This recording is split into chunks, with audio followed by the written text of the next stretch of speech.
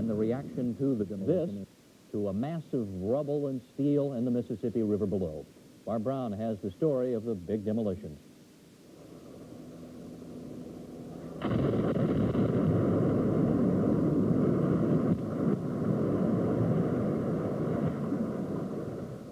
With this blast went a century of St. Paul history. The event was supposed to happen at noon, but because of technical problems, it was 4 hours later that the high bridge finally came down. The spectators had thinned considerably. Earlier, it looked like all of St. Paul had come to watch. While most people came out to watch a spectacular event, for some there was a personal tie. My only interest in the bridge is that I worked on it in 1957, redecking it. So I'd like to be here and watch it come down. He worked on it in 1957. I was 9 years old then, and I'd like to come down and see it come down. And again, we'd like to see the new one go up because it creates work for our members. The new bridge is expected to be finished in November of '87. It would cost $40 million to reconstruct the high bridge today. The new one will cost half that.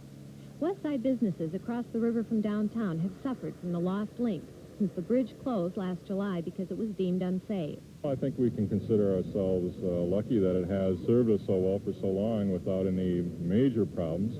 It was built in 1889 for horses and carriages, cost nearly $500,000, causing political havoc. In 1899, the center was found to be slipping off its foundation, and repairs were done secretly for $200. In 1904, 180-mile-an-hour winds destroyed the south end.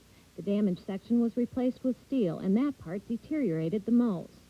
The closer we got to replacing the bridge, it seemed like the more people started to remember and talk about it and remember how well it's served us for all these years. So.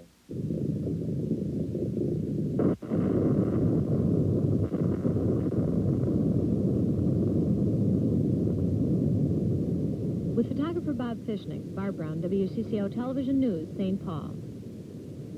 And as Barb mentioned, the demolition took place nearly 4 hours later than first planned and scheduled, and that meant a long wait for a restless crowd. It caused a massive traffic jam in St. Paul and a number of other problems as well.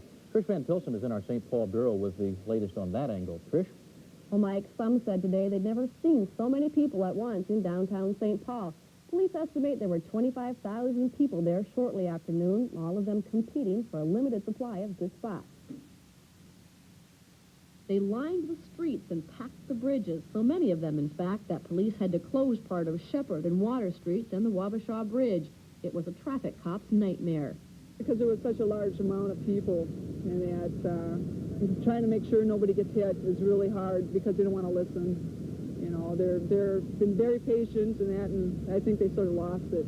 And it was just as bad for those who had the misfortune to have business to do in St. Paul this afternoon. Side streets and the main through streets, they're all real bad. But the traffic and the crowds thinned as delay after delay discouraged even some of the most resolute would-be spectators. We gave up. We waited the last 3 warnings, and we're ready to go home now. So I'll watch it on the news. Only the most determined, or perhaps the most warmly dressed, stuck it out. It's been a very long wait. You think it's going to be worth it? Yes. Yes, very definitely. And for those who waited, it was.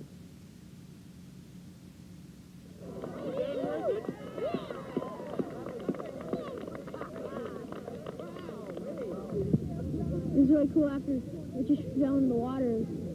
Never seen anything like it. I've never seen anything like it. It was worth waiting 3 hours, though. I'm sorry, 3 hours and 45 minutes. I've been living in Minnesota now for 8 years, and at least I went over it before she disappeared. But I'm sorry to see it go. And pretty much everyone we talked with today agreed they didn't come just to watch a big explosion, but they came because the high bridge to many of them is a monument, and they wanted to see that monument die. Mike? Okay, thank you, Trish, reporting live from our St. Paul newsroom. And some of the people who came to watch the high bridge demolition were not happy at all to see it go, as we've heard. The high bridge closing has, in a sense, isolated this West Side neighborhood, making it difficult for residents to get to work and almost impossible for some area businesses to survive. Traffic around here is terrible, and going across the bridge, you have to go through downtown, and morning traffic going to work is, especially when the roads are slippery and icy in the wintertime, it's terrible. It's really bad.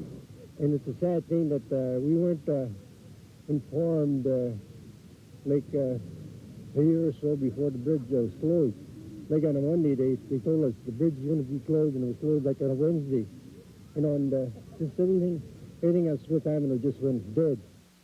The High Bridge was the link between the west side and the downtown area. Now that the bridge is closed, the once busy business district along Smith Avenue resembles a ghost town.